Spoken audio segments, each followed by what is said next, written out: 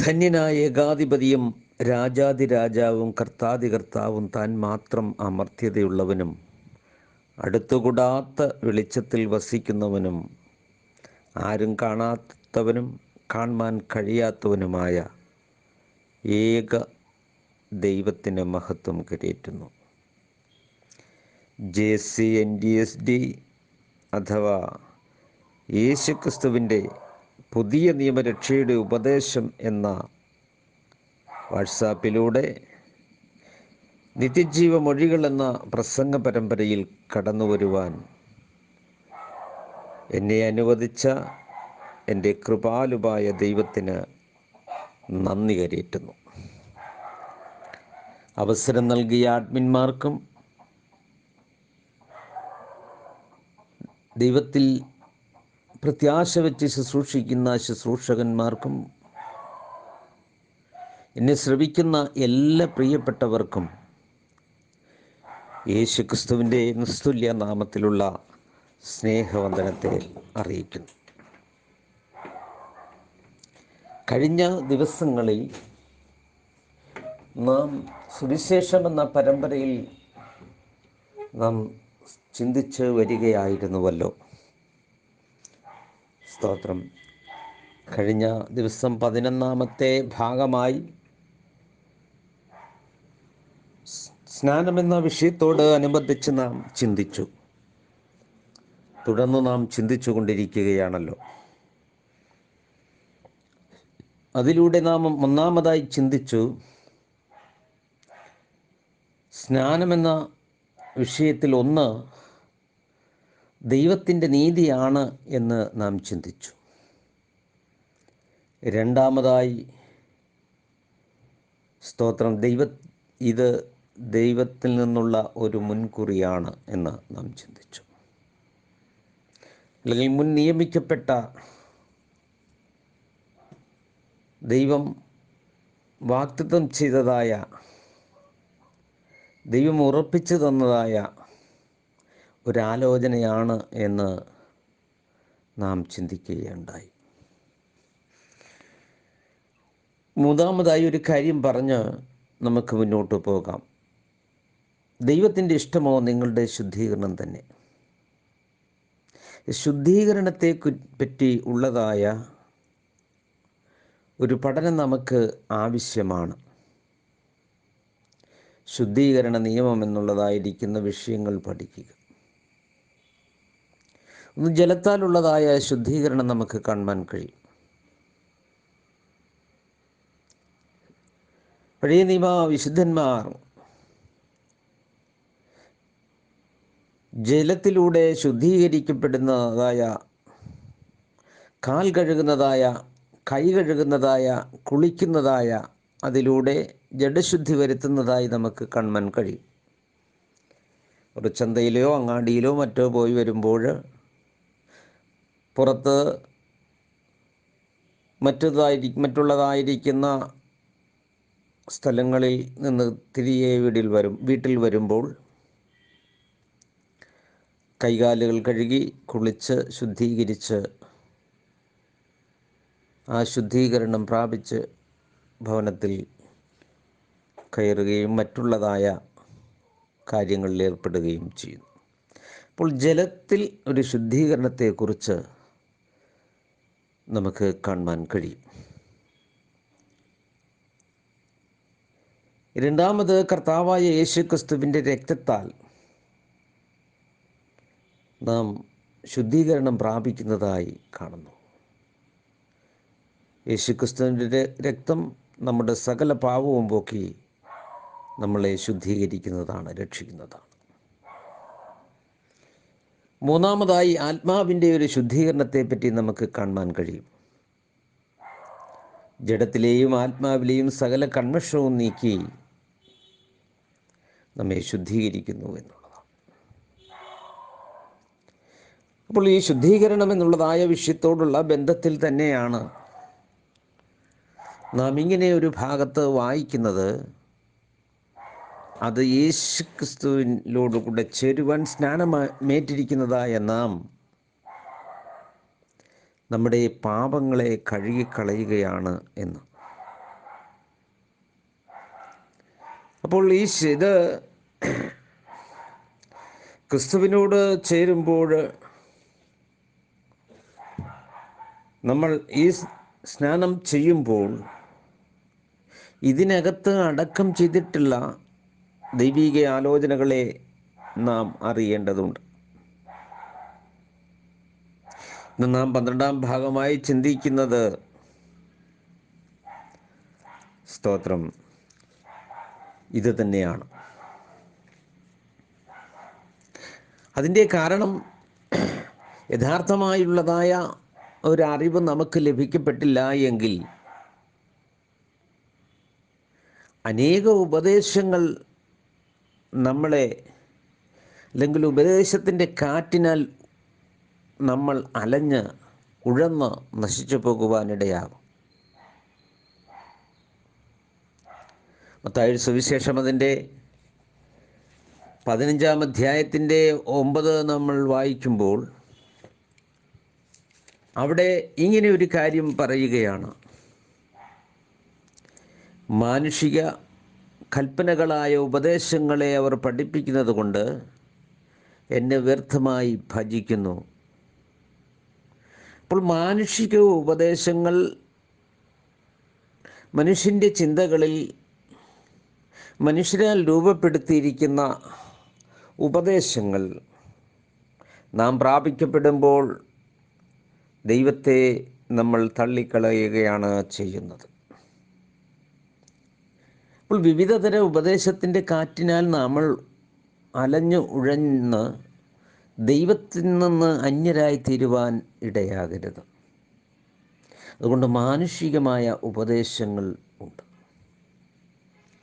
1 തീമോഥെയോസിൻ്റെ 4-ാം അധ്യായത്തിൻ്റെ 1 മുതൽ വായിക്കുമ്പോൾ ഭാവി കാലത്ത് അനേകർ ഭൂതങ്ങളുടെ ഉപദേശങ്ങളാൽ വിശ്വാസം നമ്മൾ ത്യജിക്കുവാനിടയാകും എന്നാണ്.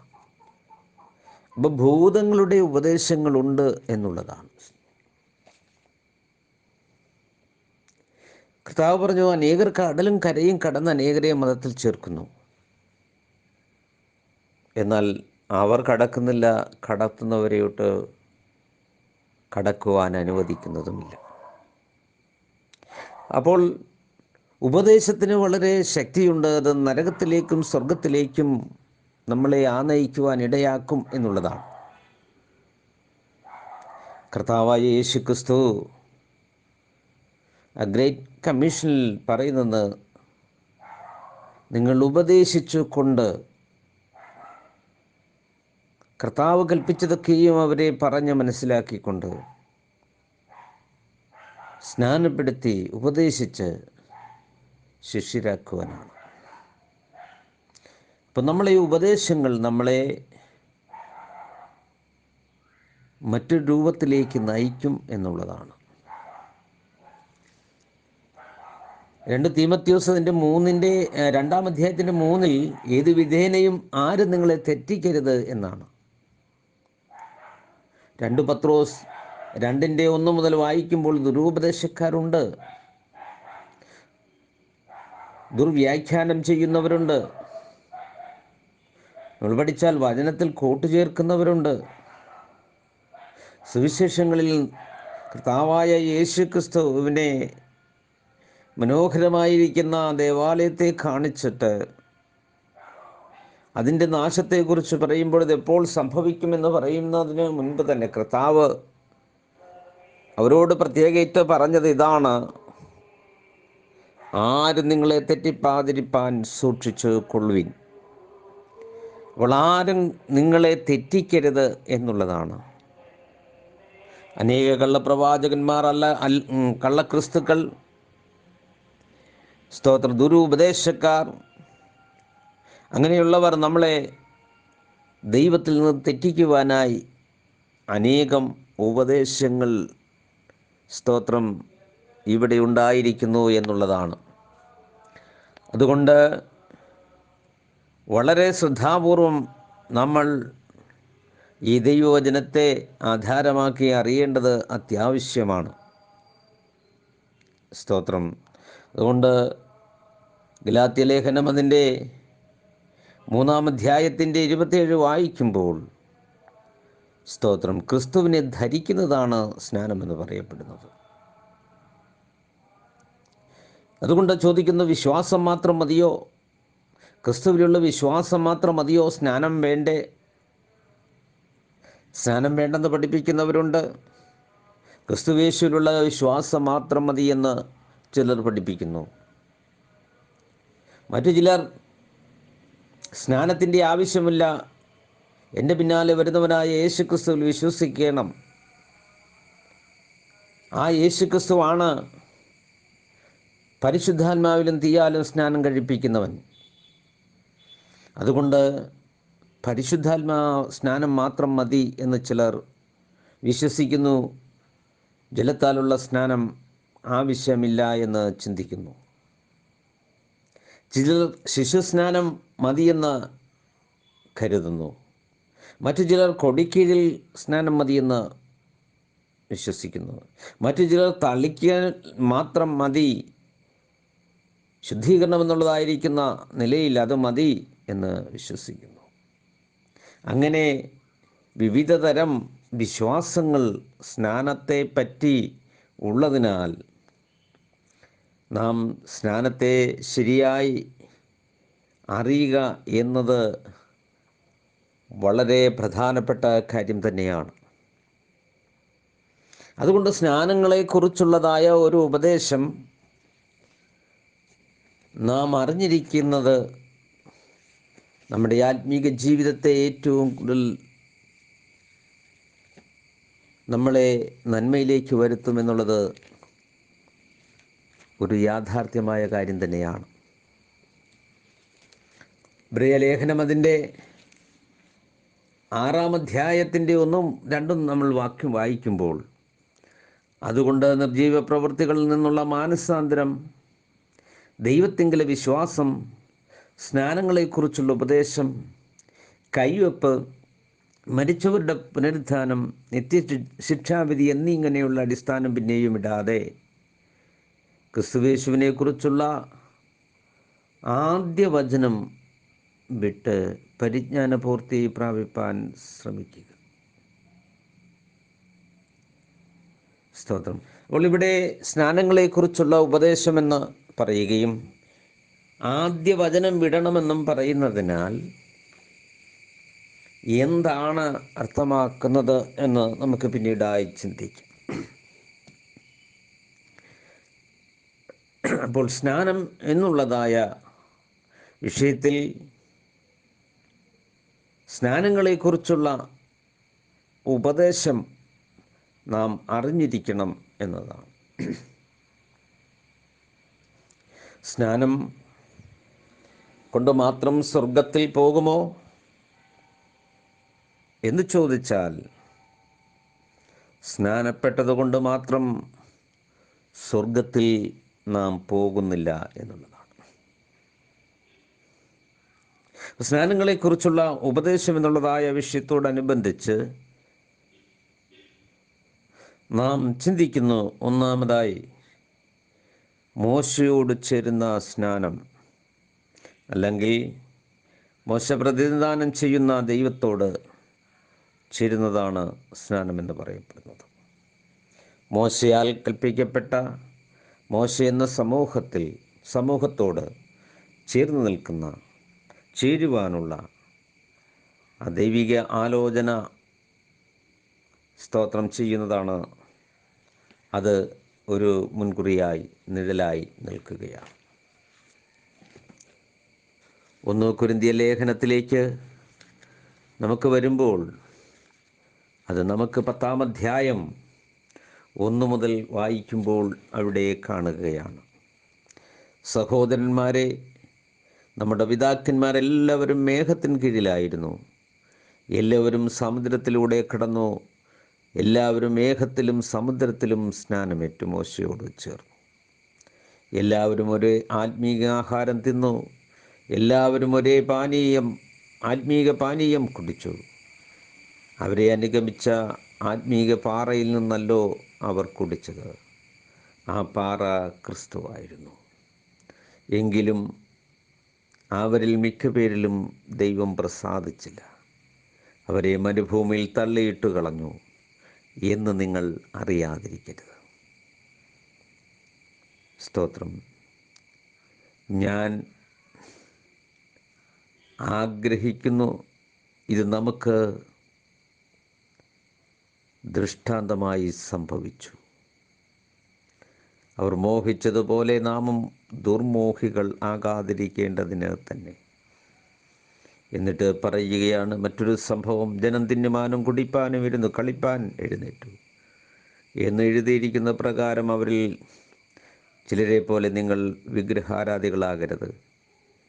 അവരിൽ ചിലർ പരസംഗം ചെയ്ത് ഒരു ദിവസത്തിൽ 24,000 പേർ വീണുപോയതുപോലെ നാമും പരസംഗം ചെയ്യരുത്. അവർ ചിലർ പരീക്ഷിച്ചു സർപ്പങ്ങളാൽ നശിച്ചു പോയതുപോലെ നാമും കർത്താവിനെ പരീക്ഷിക്കരുത് എന്ന് ഇത് നമുക്ക് ഒരു ദൃഷ്ടാന്തമായി കാണിച്ചിരിക്കുന്നു. സ്തോത്രം. സ്നാനത്തെ തടയുകയും അതുപോലെ സ്നാനം പെട്ടതുകൊണ്ട് നിത്യത ഉറപ്പായി എന്നും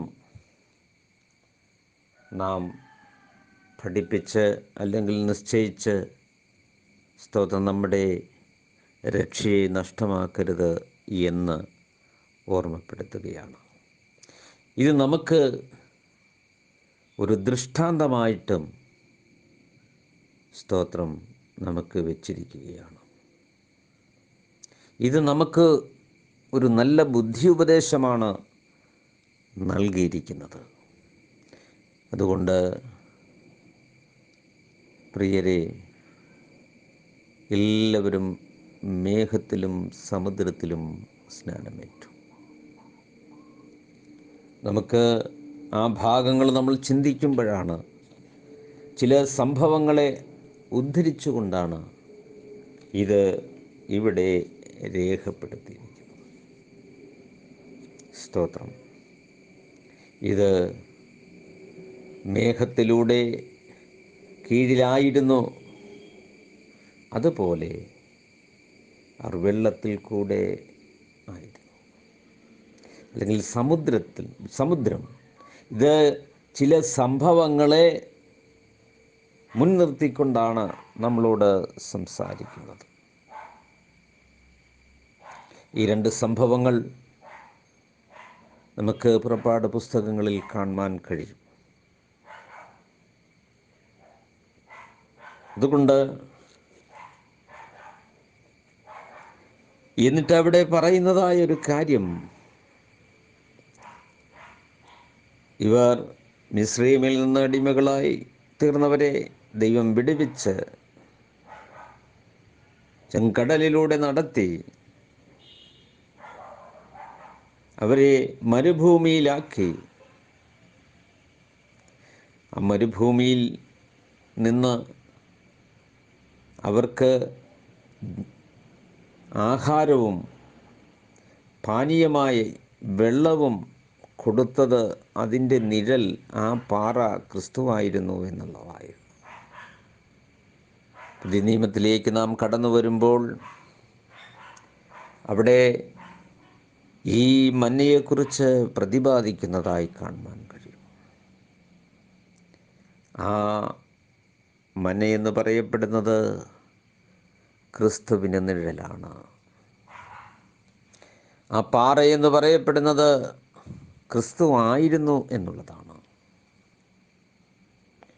ആ പാറയിൽ നിന്നുള്ള ജലം എന്ന് പറയപ്പെടുന്നത് നമ്മൾ വിശദീകരിച്ച് പഠിക്കുമ്പോൾ നിങ്ങൾക്ക് ലഭിക്കുവാനുള്ള ആത്മാവ് എന്ന് നമുക്ക് കാണുവാൻ കഴിയും. എന്തായിരുന്നാലും ഒന്നാമത്തെ മേഘത്തിലും സമുദ്രത്തിലും സ്നാനമേറ്റു മോശയോട് ചേർന്നു. എല്ലാവരും ഒരേ ആത്മീക ആഹാരം തിന്നും ഒരേ ആത്മീക പാനീയവും കുടിച്ചു. ആ അനുഗമിച്ച പാറ ക്രിസ്തുവായിരുന്നു എന്നാണ്. നമുക്ക് പാറ എന്നുള്ളൊരു വിഷയം നമുക്ക് പഠിക്കേണ്ടതുണ്ട്. ആരാണ് ആ പാറ? സ്തോത്രം. ഞാൻ ആ ഭാഗത്തേക്ക് ഇപ്പോൾ പോകുന്നില്ല. സ്തോത്രം. ഇപ്പം ചെങ്കടലിൽ നമ്മൾ മരുഭൂമിയിലേക്ക് ഒക്കെയും കടന്ന് ഈ ഒരു കാര്യം ദൈവം അവർക്ക് അഗ്നിസ്തംഭവും മേഘസ്തംഭവും ഒക്കെയുമായി ഒരു നടത്തിയ വിധങ്ങളെ നമുക്കറിയാം. ശത്രുവിൻ്റെ കയ്യിൽ നിന്ന് വിടുവിപ്പാൻ കടൽ വിഭജിച്ച് അതിനുള്ളിലൂടെ അവർ കടന്നതായി കാണാൻ കഴിയും. അപ്പോൾ വെള്ളത്തിലൂടെയുള്ള രക്ഷ നമുക്ക് കാണാൻ കഴിയും. പെട്ടകത്തിൽ വെള്ളത്തിലൂടെയുള്ള രക്ഷ നമുക്ക് കാണാൻ കഴിയും. യേശുക്രിസ്തുവിൻ്റെ മരിച്ചടക്ക് പുനരുത്ഥാനം എന്നുള്ളതായ വിഷയത്തോട് ഒരടയാളമായി യേശുക്രിസ്തു യഹൂദന്മാരോട് സംസാരിക്കുമ്പോൾ യോനയുടെ അടയാളമല്ലാതെ വേറൊന്നുമില്ല എന്ന് സംസാരിക്കുകയാണ്. അത് യേശുക്രിസ്തുവിൻ്റെ ക്രൂശീകരണവും അടക്കവും ഉയർപ്പിനും സ്തോത്രം നിഴലായി നിൽക്കുകയാണ്. ഇതുപോലെ അനേക ദൃഷ്ടാന്തങ്ങൾ നമുക്ക് കാണാൻ കഴിയും. സ്തോത്രം. യോന ഇവിടേതായിരിക്കുന്ന പുസ്തകത്തിലൂടെ നമ്മളെ യോനയെ കടലാനയുടെ വയറ്റിൽ 3 രാവും 3 പകലും ഇരുന്നത് പോലെ വെള്ളത്തിലൂടെ ഉള്ള രക്ഷാകരമായ പദ്ധതി നമുക്ക് കാണാൻ കഴിയും. ആ വെള്ളത്തിൽ നിന്ന് സ്തോത്രം നാം മുങ്ങിപ്പൊങ്ങുമ്പോൾ ക്രിസ്തുവിനോട് താതാത്മ്യം പ്രാപിക്കുന്നതായി അവൻ്റെ മരണമടക്കം പുനരുത്ഥാനത്തോട് ഏകീഭവിക്കുന്നതായി കാണാം. അതിലൂടെയുള്ള രക്ഷ എന്നത് നമുക്ക് കാണാൻ കഴിയും. പലരും വിചാരിക്കുന്നു പരിശുദ്ധാത്മാവിൻ്റെ സ്നാനം മാത്രം മതി. ദൈവത്താൽ ലഭിക്കുന്ന ഒന്നാണ് പരിശുദ്ധാത്മാ സ്നാനം. സ്തോത്രം. യേശുക്രിസ്തുവിലൂടെ സ്നാനസമയത്ത് നമുക്ക് കാണാൻ കഴിയും. ഇവൻ എൻ്റെ പ്രിയപുത്രൻ, ഇവന് ഞാൻ പ്രസാദിച്ചിരിക്കുന്നു. സ്വർഗത്തിൽ നിന്ന് ശബ്ദം കേൾക്കുന്നതായി അംഗീകരിക്കുന്നതായി നമുക്ക് കാണാൻ കഴിയും. ആത്മാവ് പ്രാപ പോലെ വരുന്നു എന്നതായി കാണാൻ കഴിയും. സ്തോത്രം. ഇതുപോലെ നിങ്ങൾ മാനസാന്തരപ്പെട്ട് നിങ്ങളുടെ പാപങ്ങളുടെ മോചനത്തിനായി ഓരോരുത്തരും യേശുക്രിസ്തുവിൻ്റെ നാമത്തിൽ, എന്നാൽ പരിശുദ്ധാത്മാവെന്നാണ് പരിശുദ്ധാത്മാവിലാകുന്നതായ ദൈവിക പുതിയ നിയമത്തിൻ്റെ വ്യവസ്ഥയാണ് മാനസാന്തരപ്പെട്ട് നിങ്ങളുടെ പാപങ്ങളുടെ മോചനത്തിനായി ഓരോരുത്തരും യേശുക്രിസ്തുവിൻ്റെ നാമത്തിൽ സ്നാനമേൽക്കും, എന്നാൽ പരിശുദ്ധാത്മാവെന്ന ദാനം ലഭിക്കും. സ്തോത്രം. ഇപ്പോൾ അന്ത്യകാലത്ത് സകല ജഡത്തിന്മേലും എൻ്റെ ആത്മാവിനെ പകരുമെന്നുള്ളതായ ദൈവത്തിൻ്റെ വാഗ്ദത്തം നിറവേറുമ്പോൾ ആത്മാവ് അവരുടെ മേൽ വന്നപ്പോൾ സകല സത്യത്തിലേക്ക് വഴി നടത്തുന്നതായി നമുക്ക് കാണാൻ കഴിയും.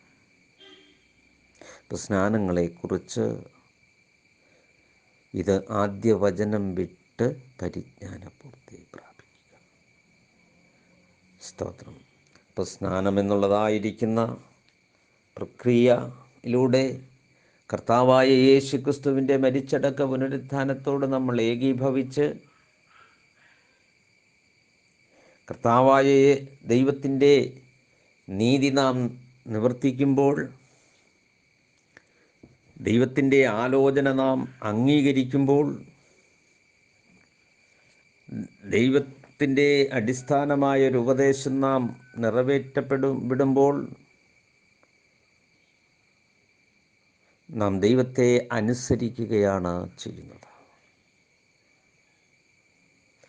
അതുകൊണ്ട് മോശയോട് ചേരുവാനുള്ള സ്നാനം. അവൻ മേഘത്തിലും സമുദ്രത്തിലും സ്നാനമേറ്റു. മോശ പ്രതിനിധാനം ചെയ്യുന്ന ദൈവത്തോട് ചേരുന്നതായ, അതുകൊണ്ട് മേഘത്തിലും സമുദ്രത്തിലും സ്നാനമേറ്റു.